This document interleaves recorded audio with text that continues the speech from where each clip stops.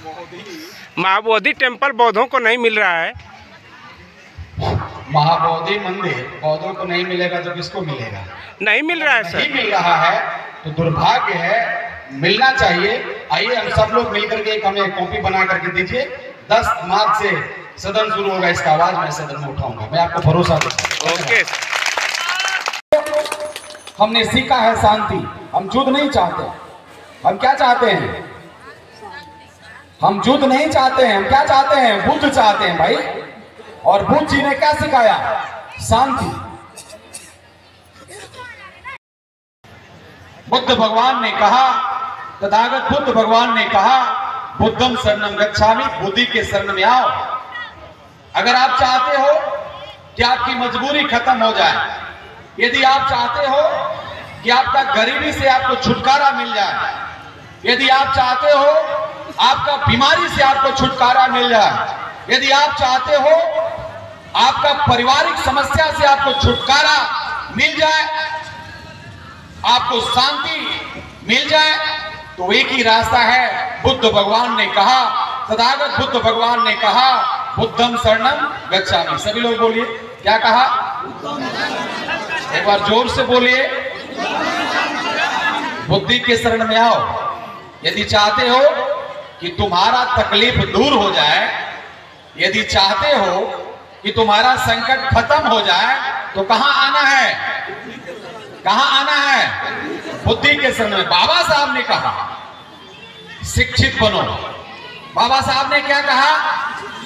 शिक्षित बनो, मतलब पढ़ो और पढ़ाओ, पढ़ो और पढ़ाओ। मैं एक जीता जागता तस्वीर आपके सामने में खड़ा हूं। मेरे पिताजी अनाथ थे, गरीब थे, इसी मिट्टी में यहीं पैदा हुए थे, मजदूर थे, खाने के लिए कुछ नहीं था। मैं बहुत बार देखा मेरे पिताजी जब काम से दोपहर में वापस आते थे तो नमक और पानी, नमक फाँक करके पानी पी करके फिर काम में चले जाते थे।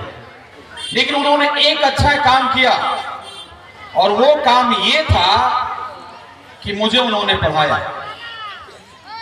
उस गरीबी में, उस मजबूरी में, उस गंदे परिस्थिति में भी हमारे पिताजी ने एक अच्छा काम किया।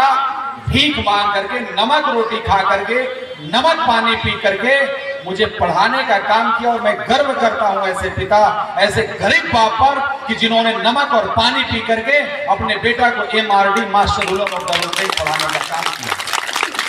मेरे ऊपर हमला हुआ, आपने देखा। बात ये नहीं थी कि मेरे ऊपर हमला हुआ, बात ये थी सच्चाई कि मुझे कभी पढ़ने का अधिकार नहीं था। सच्चाई है भाई, आप मानो या ना मानो, लेकिन यही सच्चाई है। हमें पढ़ने का अधिकार नहीं था। लेकिन सच्चाई ये भी है कि गरीब बाप का बेटा पढ़ा, लेकिन पढ़ने के बाद लोगों को, हजारों लोगों को पढ़ाने का भी काम शुरू किया। सबसे बेस्ट स्कूल बनाया कैमूर के धरती पर, एक गरीब बाप का बेटा। इसी से नफरत है लोगों को, इसी से जलन सी ले लोगों को। अब आप चलो, उससे मुझे क्या लेना देना है, लेकिन जब तक मैं जीवित हूं, जब तक मैं जिंदा हूं, तब तक समाज में चलूंगा ना जी। डॉक्टर कहा कि नहीं, अभी आप एकदम चुपचाप फरवरी महीना आप रेस्ट करिए। मैं 15 दिन 10 दिन के बाद घूमना शुरू किया। बोला नहीं, कोई बात नहीं, जिएंगे मरेंगे, इन्हीं के बीच में मरेंगे जिएंगे। इन्होंने ही तो मुझे पहचान दिया। मैं गरीब बाप का बेटा हूं, मेरे पास कोई औकात नहीं थी, लेकिन यही समाज ने मुझे सांसद बनाया। मेरे पास कुछ नहीं था। गरीब लोगों ने 48-49 डिग्री में प्रचार प्रसार करके, यहाँ 1-2 भाई, मुखिया जी, हमारे अशोक भाई, सब प्रमाण है। यही लोगों ने, आप ही लोगों ने मुझे सांसद बनाया और आज यहाँ मुझे पहुंचाया, एक पहचान दी। आज मुझे मार दो, गोली मार दो, पत्थर मारा, गोली मारो, कत्ल कर दो, मुझे इससे डर नहीं है। लेकिन जब तक जिंदा रहेगा मनोज कुमार, मैं मन से कह रहा हूं कि जब तक जिंदा रहेगा मनोज कुमार, समाज को मैं वादा दिया हूं, समाज को मैं वचन दिया हूं कि मैं आपके साथ, आपके दुख में, आपके सुख में, आपके साथ में खड़ा रहूंगा। ये मेरा वादा है और इसी वादा को लेकर खड़ा रहूंगा। एक चीज और, तथागत बुद्ध भगवान ने कहा संगम शरणम गच्छामि, और बाबा साहब ने भी कहा कि आप संघर्ष करो। हम जितने भी यहां लोग बैठे हुए हैं, मुझे जहां तक लगता है हम सब लोग संघर्ष करते हैं, प्रत्येक दिन संघर्ष करते हैं।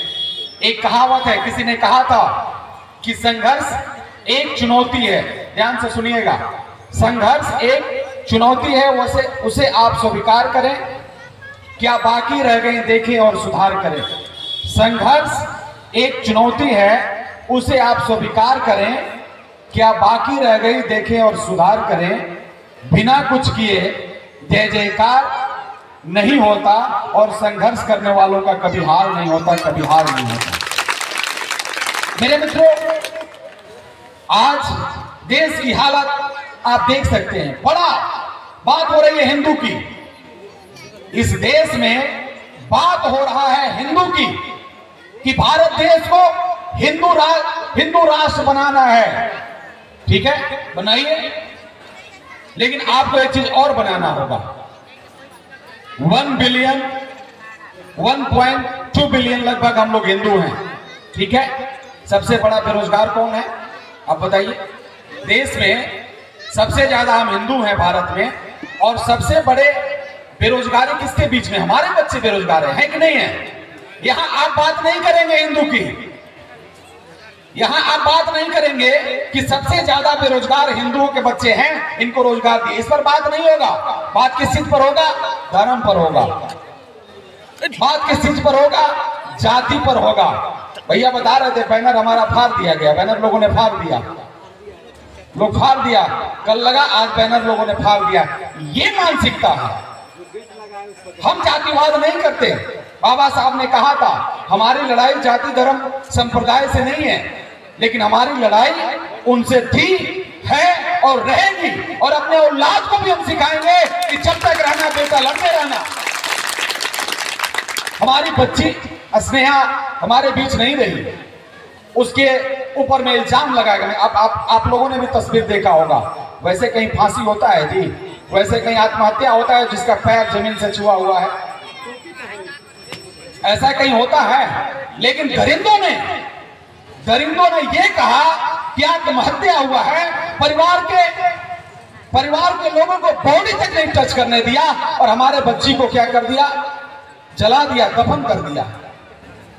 ऐसे लोगों से हमारी नफरत है, था, रहेगा, और जब तक हम रहेंगे तब तक इनसे लड़ाई लड़ते रहेंगे, जब तक इनको हम नाश न कर दें। मेरे मित्रों, ज्यादा समय तो नहीं है, और जगह जाना है, 2-3 जगह अभी भी मुझे। लेकिन एक चीज मैं निवेदन करूंगा, हम गरीब हैं, हम बैकवर्ड हैं, हम लाचार हैं, हम कुछ नहीं कर सकते, यही हमारी हार है। अगर हमारे पिताजी ये मान लिए होते कि मैं गरीब हूं, मैं अनाथ हूं, मैं कुछ नहीं कर सकता, तो हमारी हार हो गई होती। हमारे पिताजी ने हार नहीं माना, मरते दम तक हमें पढ़ाया, और पढ़ाने का यही नतीजा है कि आज उसका बेटा, एक गरीब बाप का बेटा, एक अनाथ बाप का बेटा आपके पास खड़ा होकर चिल्ला रहा है और ये कह रहा है कि हम लड़ेंगे उन दरिंदों के साथ जो हमें मिटाना चाहते हैं, हम उनसे पहले उनको मिटा देंगे। मेरे मित्रों, हमने सीखा है शांति। हम युद्ध नहीं चाहते। हम क्या चाहते हैं? हम युद्ध नहीं चाहते हैं। हम क्या चाहते हैं? बुद्ध चाहते हैं भाई। और बुद्ध जी ने क्या सिखाया? शांति। एक बार फिर से माताएं बहनें, आप सभी से मैं रिक्वेस्ट करूंगा कि आपका स्थिति तभी बदलेगा जब आप शिक्षित होंगे। जिस प्रकार से तथागत बुद्ध भगवान ने 3 बात कहा, बाबा साहब ने भी 3 बात कहा, हमें उस पर अमल करना होगा, उसी को लेकर के आगे बढ़ना होगा, तभी जाकर के हमारा जीवन सफल होगा। अन्यथा हम फंस जाएंगे, हम भी फंस जाएंगे, हमारा परिवार भी फंस जाएगा, आने वाला लोग भी फंस जाएगा। कि हमें निकालना है अपने आप को, अपने परिवार को, आने वाला जनरेशन को, तो एक ही रास्ता है, और वो रास्ता है हमें शिक्षित बनना होगा, हमें पढ़ना होगा। डजंट मैटर हम कितना गरीब हैं, लेकिन हमें पढ़ना होगा और हमें आगे बढ़ना होगा, चाहे परिस्थिति कोई भी हो।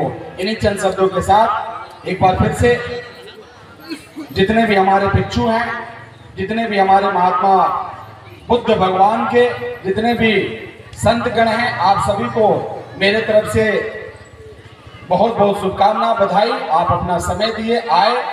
ये हमारा धरती है, सासाराम पार्लियामेंट ऐतिहासिक धरती है। यहाँ से बड़े बड़े काम हुए हैं, यहाँ से बड़े बड़े हस्ती दुनिया में आए और नाम करके चले गए। एक गरीब बाप बेटा को भी अवसर मिला है। आप मेरे लिए भी दुआ करें कि गरीब बाप का बेटा भी आगे बढ़े और ऐसे लोगों को, गरीब को, मजदूर को, मजबूर लोगों को, निडी लोगों को मैं सेवा करूं। साथ में कमेटी के लोग, सम्राट क्लब कमेटी के लोगों को भी मैं धन्यवाद देना चाहता हूं। हर साल मैं आता हूं, इस बार भी मैं आया और जब तक जिंदा रहूंगा इस मंच पर मैं आते रहूंगा, मैं वादा करता हूं। सर, महाबोधि मंदिर बौद्धों को नहीं मिल रहा है, इस पर क्या कहना चाहते हैं?